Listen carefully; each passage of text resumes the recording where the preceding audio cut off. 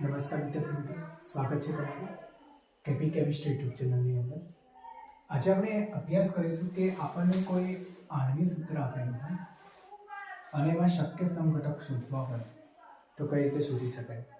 આપણને કેવી રીતે ખબર પડે કે આમાં કયા પ્રકારનો સમઘટક હાજર હશે, કે આલ્કેનની ચેન હશે, આલ્કીનની ચેન હશે, કોઈ રિંગ આવેલી હશે, બેન્ઝીનની રિંગ આવેલી હશે, કઈ રીતે અંદાજ આવશે.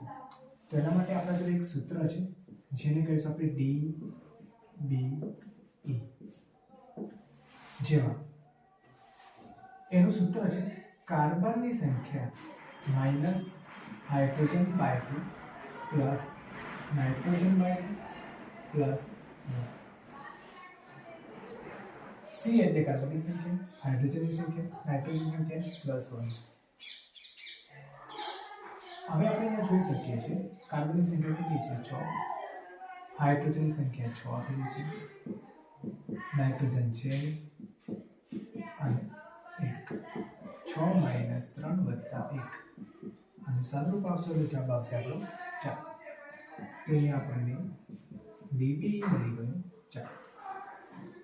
હવે યાદ રાખીશું, જો DBE ની કિંમત 1 હોય તો શક્ય હોય કે એક ડબલ બોન્ડ આવેલો હોય એટલે કે દ્વિબંધ આવેલો હોય અથવા એક રિંગ આવેલી હોય. જો 2 હોય DBE ની કિંમત તો 2 દ્વિબંધ આવેલા હોય અથવા તો એક દ્વિબંધ અને એક રિંગ આવેલી હોય. જો 3 હોય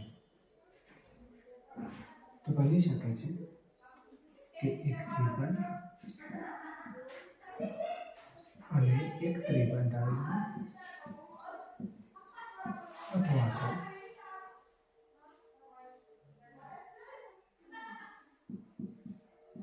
બે દ્વિબંધ અને એક રિંગ આવેલી હોય છે. અને જો DBE ની કિંમત 4 આવે તો સમજવાનું કે અહીંયા બેન્ઝીનની રિંગ આવેલી હોય અથવા તો 4 દ્વિબંધ હોય અથવા 2 દ્વિબંધ અને 2 રિંગ આવેલી હોય. તો અહીંયા આપણે જોઈ શકીએ છીએ કે અહીંયા બેન્ઝીનની રિંગ હાજર હોઈ શકે છે કારણ કે હાઇડ્રોજનની સંખ્યા ઓછી છે. તો અહીંયા કાર્બન 1 2 3 4 5 6 6 કાર્બન, એક ઓક્સિજન, એક બીજો ઓક્સિજન. હાઇડ્રોજન જોડતા પહેલા અહીંયા આપણે બેન્ઝીનની રિંગ બનાવી દઈશું એકાંતરે દ્વિબંધ મૂકીને. હવે અહીંયા એક હાઇડ્રોજન, બીજો હાઇડ્રોજન, ત્રીજો, ચોથો, પાંચમો અને છઠ્ઠો. તો અહીંયા જોઈ શકો તમે 6 કાર્બન, 6 હાઇડ્રોજન અને 2 ઓક્સિજન. પછી બીજું એક ઉદાહરણ લઈએ, આને આપણે બંધ રેખા પ્રમાણે દોરીશું તો કંઈક તમને આ રીતે જોવા મળશે.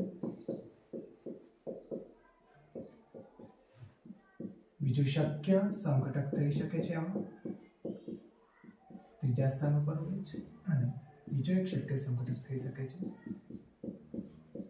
ચોથા સ્થાન પર હોય છે.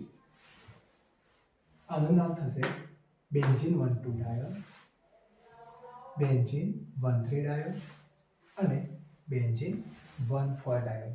આમ C6H6O2 ધરાવતા આણ્વીય સૂત્રમાં શક્ય 3 સમઘટકો છે: બેન્ઝીન 1,2 ડાયોલ, બેન્ઝીન 1,3 ડાયોલ અને બેન્ઝીન 1,4 ડાયોલ.